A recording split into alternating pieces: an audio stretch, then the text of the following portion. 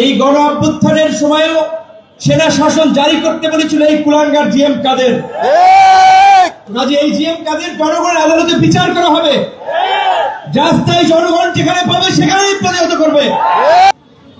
Police এবং সেনাবাহিনী আমরা মনে করি যে তারা এই গণ অভ্যুত্থানের স্পিরিটকে ধারণ করে জনগণের পাশে থাকবে।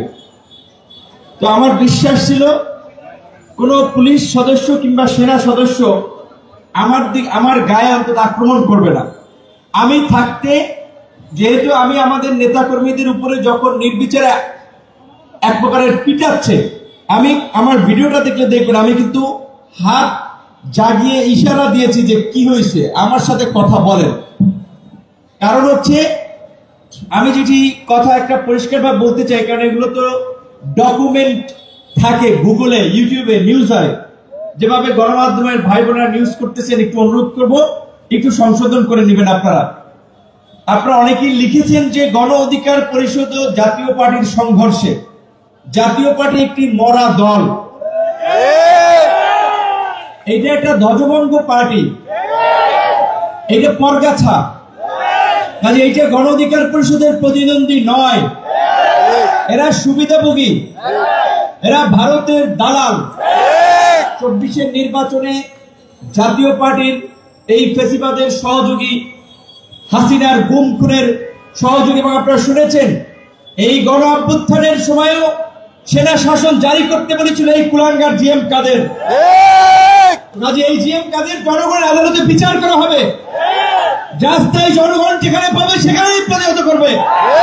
জিএম কাদের কিংবা জাতীয় পার্টির সাথে গণ অধিকার পরিষদের কিসের তুলনা? গণ অধিকার পরিষদ ফেসিবাদের বিরুদ্ধে রাজপথে লড়াই সংগ্রাম করে জন্ম নিয়েছে। কোন এজেন্সির প্রেসক্রিপশনে ভারতের দয়া দাক্ষিণ্যে তৈরি হয় নাই। কাজেই গণ অধিকার পরিষদের মতো একটা বিপ্লবীদের দলকে ওই পরগাছা ফাঁসিবাদের সুবিধাভোগী দালালদের মুখোমুখি করা যাবে না। জাতীয় পার্টির সাথে আমাদের কোনো সংঘর্ষ হয় নাই।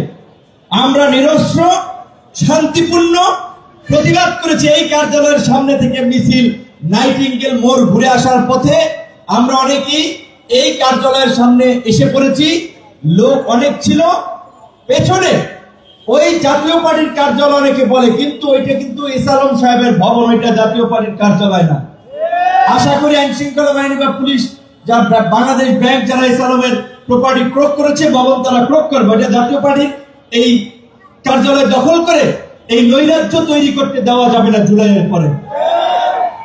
সেইখান থেকে আমরা যাওয়ার পথে পেছনে ওই কার্যালয়ের সামনে আগে থেকে এই জিএম কাদের এবং শামীম পাটোয়ারির নেতৃত্বে অবস্থান নেওয়া ফেসিবাদের দোসর এই জাতীয় পার্টি এবং আওয়ামী সন্ত্রাসীরা, এই যুবলীগের নেতা সম্রাটের ক্যাডাররা, তারা ওইখানে আপনার লাঠি সোটা অস্ত্র নিয়ে অবস্থান নিয়েছিল। তারা আমাদের ওইখানে তো সেনাবাহিনী ব্যারিকেড দিয়ে রেখেছে।